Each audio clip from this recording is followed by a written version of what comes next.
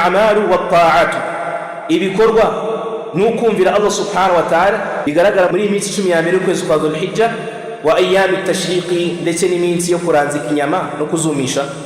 Baratubwira ngo waqad marra ma'ana al-hadith, ngo twanyuzweho na hadith bari mu tugitangira igitabo. Waqad marra ma'ana al-hadith, twanyuzweho na hadith ivuga ngo iki, ma min ayyamin al-'amalu as-salih fihinna ahabbu ila Allah minhu, ngo nta minsi ibikorwa byiza bikozwemo bikundika kwa Allah subhanahu wa ta'ala fi hadhihi al-'ashr, nk'ibikorwa bikozwe muri iminsi 10 ya mbere y'ukwezi kwa Dhul-Hijja. Fa jami'ul a'mali as-salihah, ibikorwa byose byiza, ibikorwa byose byiza, wal qurbati, n'ibikorwa byose byo kwegereza Allah, yustahabbu al-iktharu minha, birakunditse kubyongera muri iminsi 10 ya mbere y'ukwezi kwa Dhul-Hijja. Wala shakka, na no gushidikanya yuko anna al-hajja, ko gukora umutambagiro mutagatifu, was-salata, no gukora isala, was-siyama, no gusiba, was-sadaqata, no gutanga sadaqa, wal-udhiya, no gutanga igitabo, min ahammi hadhihi al-a'mal, ari bimwe mu bikorwa by'ingenzi muri bino bikorwa bigize bigaragara muri iminsi 10 ya mbere y'ukwezi kwa Dhul-Hijja. Na no gushidikanya yuko biri mu bikorwa by'ingenzi bikorwa muri iminsi ya mbere y'ukwezi kwa Dhul-Hijja. Babandi mwanditsi y'igitabo yarakomeje avuga ati, fal hajju fariidatun, gukora haji ni itegeko. Fal hajju fariidatun, gukora hijja ni itegeko. Ala kulli mukallafin, kuri buri muntu wari wese watangiye kurebwa n'amategeko. Mustati'in, kandi ufite ubushobozi. Wa huwa fardun marratan fil umri, gukora hijja ni itegeko mu buzima inshuro imwe. Li hadithi, kubera hadithi imwe Imana igira iti, al hajju marratun, hijja ni itegeko inshuro imwe mu buzima. Faman zada, ariko uzongera akaba yakora indi hijja, fa huwa tatawwu'un, iyo azaba ari sunna, iyo azaba ari sunna, kuko itegeko yagize gute yararisoje. Faman hajja al-fariidata, umuntu uzakora hijja y'itegeko, yustahabbu lahu, birakunitse kuri we, al-hajju marratan ukhra, birakunitse kuri we kuba yakora indi haji. Nuvuga ngo iyo ukoze hijja inshuro imwe mu buzima bwawe, iriya ya mbere wakoze iyo ni itegeko kuri wowe. N'umuntu utarayikoze afite ubushobozi Allah azayimubaza, ariko igihe wayikoze wowe, iyo ngiyo khalas, nta kindi kintu kureba, n'ubu utakongera gusubira Maka. Iyo isubiye kuri wowe aba ari ibintu bikunditse, aba ari sunna, aba ari ibintu byiza. Baratubwira ati, wal udhiya wajibatun, ndetse no gutanga igitambo ni itegeko. Ala ar-rajihi, ku mvugo ifite ingufu y'abamenyi. Lil qadiri alayha, kuri wa wundi ufite ubushobozi. Bavandimwe, mu bintu bya mbere bitangaje binasebetse no gusanga umuntu fataha Allahu alayhi, Allah yaramufunguriye, ni umukire, afite umutungo nta kibazo afite, ukaza ugasanga aje gutonda umurongo ku musigiti kubera iki? Kubera inyama. Iyi ni aibu. Bavandimwe, ziriya nyama ziba zigiye guhabwa iki? Ifuqara, abantu b'abakene. Sasa umuyisilamu ufite ubushobozi uje gutonda umurongo he ku musigiti, ibi ngibi iki? Ibi ni umusibo ukomeye, kuko Allah tubwiye ngo iki, wa amma bi ni'mati rabbika fahaddith, inema Allah yaguhaye ugira gute uzigaragaza. Ntabwo ari kwicara gutyo gusa ufite umutungo ariko ntabwo ugira gute, ntabwo uwukoresha.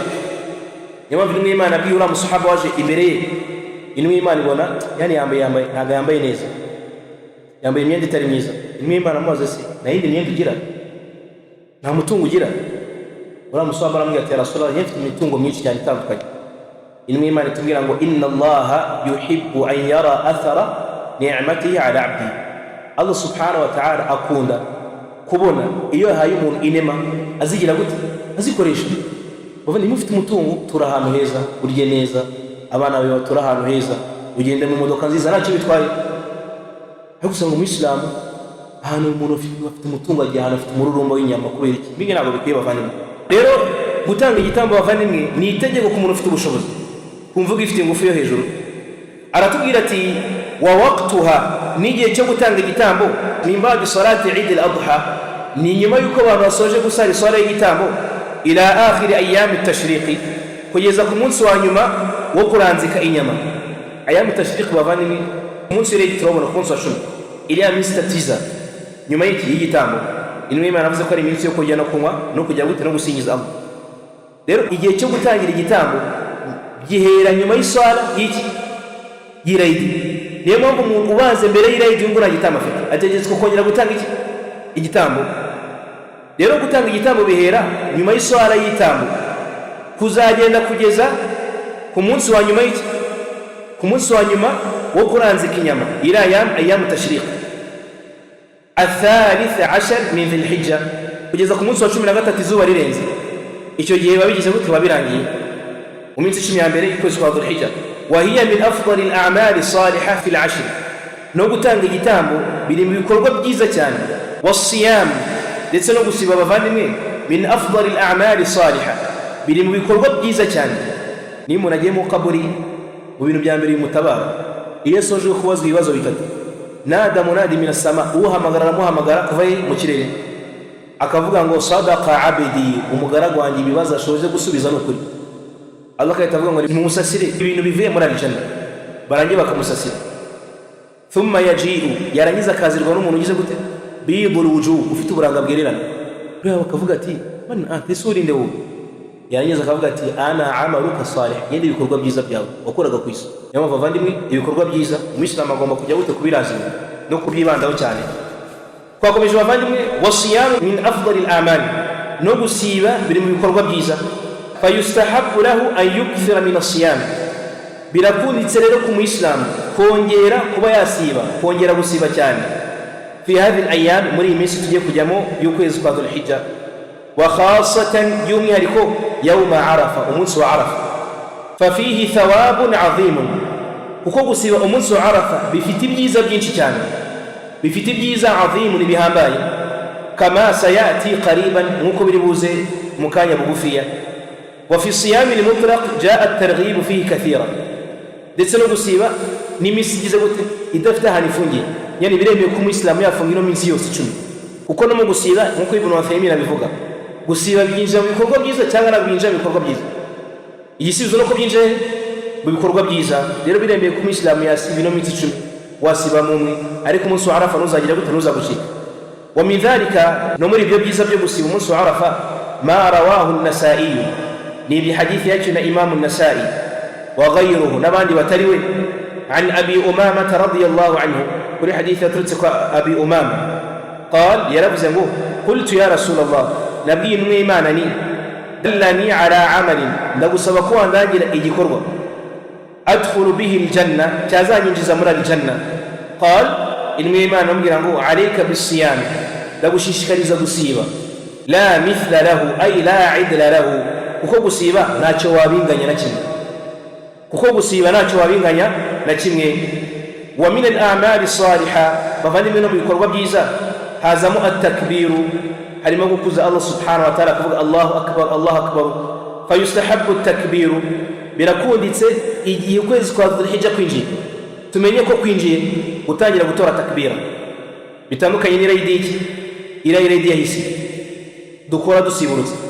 Iyo dutangira gutora takbira iyo dutangarijwe igihe izuba rirenze bakadutangariza ko ejo ari iki irayidi tutadutangira kugeza imam agize gute aje gusarisha.